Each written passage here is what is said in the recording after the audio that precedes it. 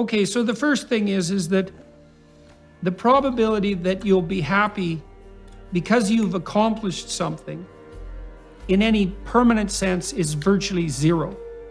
And the reason yes, thank you for saying that. Well, the reason for that isn't what positive emotion is for.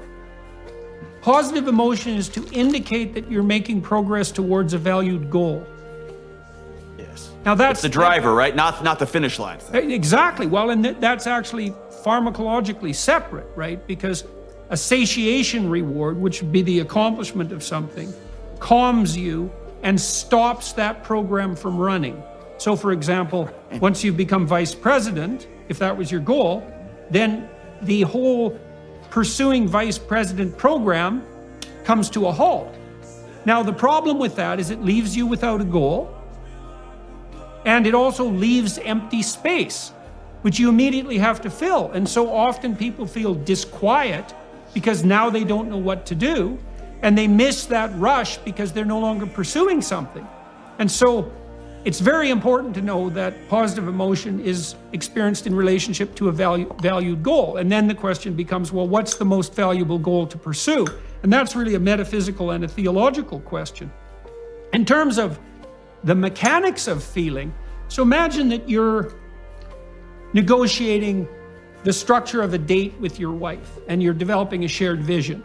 And so you say, well, on Wednesday nights, once a week, we're gonna go for dinner, and maybe you specify the restaurant, and you're gonna make the arrangements, and I'm gonna get dressed up, and then we're gonna go see a movie, and you're gonna pick the movie, and then we're gonna have a romantic interlude afterwards, and we'll run that and see how it goes. And then what you wanna do is you wanna picture that, and you wanna watch how your body reacts on the emotional level. And that's a bit of honesty, it's right. And you can see, well, if we went to this restaurant, well, I don't really like that restaurant. I think it's kind of expensive. I had a bad time with the waiters. I don't think I'd be happy there. Then you say those things to your partner. You say, well, I'm thinking this through. I'm imagining it. And here's the objections that are coming up. Maybe they're wrong. Maybe I've got this wrong, but I'd like to hear your input because, we want to get this right. Should we reevaluate my feelings about the restaurant, or should we think about a different restaurant? And that should be a question because you don't know. Maybe you're just stupid about the restaurant, or you're cheap, or you're afraid to go there because you don't have the right clothes. I mean, you don't know, right? But if you want to get your feelings in line, you develop the vision, and then you apprehend the vision with your feelings. It's kind of what you do when you go to a movie and you fall into the fantasy of the character, you embody all the emotions and you evaluate it that way. And so, and the other problem with that more goal-directed approach that you described is, I think people should plan and they should develop a vision. You have to develop the vision and then be somewhat detached from it because it needs to be updated, right, and modified.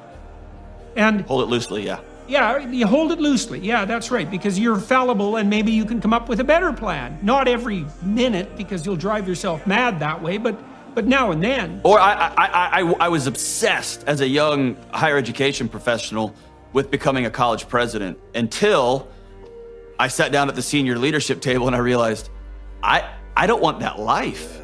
I don't want that life. I don't want 24/7, 365 and the politics. I don't want it asking for money. I don't want that life. And most of us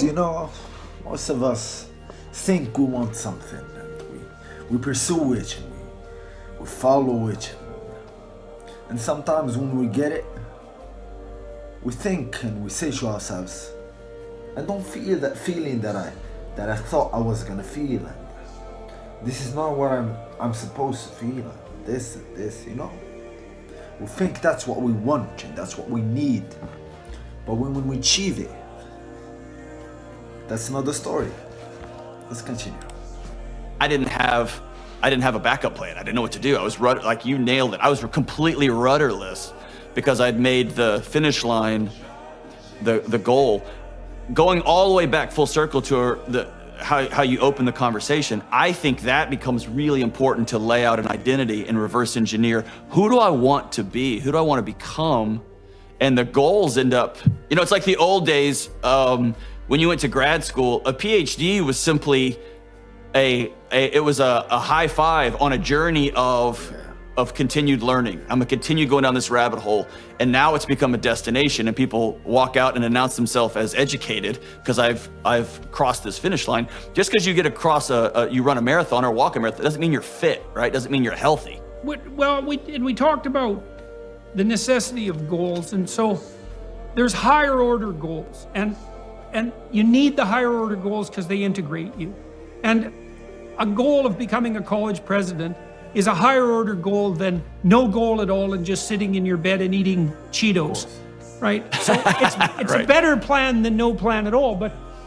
And this is where things become profound and serious, and I would say even in a religious sense, because what's religious is about what's profound and serious in some sense by definition.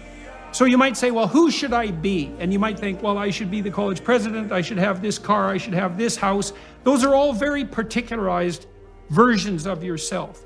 And the problem with them is that they're concrete and final actualities and not processes. And so here's a good vision that's a high order vision. And I think it's the vision that our whole culture is founded on. I should be the person who genuinely confronts the problems and challenges that confront me in my life. So that's an attitude of active and voluntary engagement, right? I'm going to do That's an identity, yeah. Yeah, and it's an identity of process as well. It's like I'm going to be someone who doesn't shy away from the challenges of life. Yes. Okay, and then I'm a guy who confronts it. Yeah. Right. And so that's St. George and the Dragon. And that's a precondition for therapeutic transformation, because in order for you to improve, you have to identify the problem, the dragon, and you have to be willing to face it voluntarily. And so you say to yourself, I'm going to do what I can to develop the courage to confront the problems in my life voluntarily. That's who I want to be. And then another element of that is, I can't do that without telling the truth. I have to be willing to see what's in front of me, and I have to be willing to admit to myself what I think and feel, and I have to be willing to communicate that. And so you could say, well, that makes your goal something like, to think about it archetypally, you talked about Jungian approaches earlier, is that makes you into a truth-telling hero.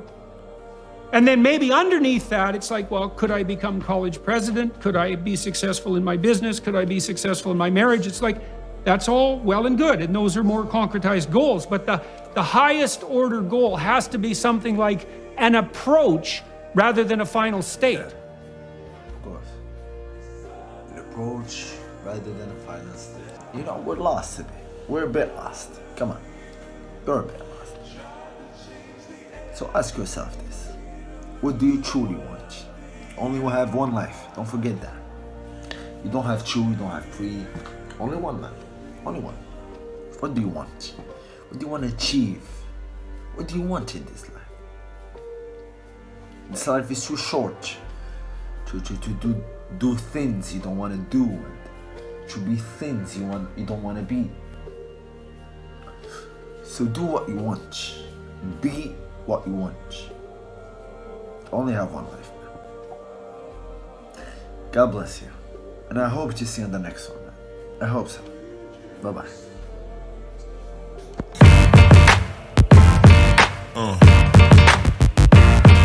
Yeah.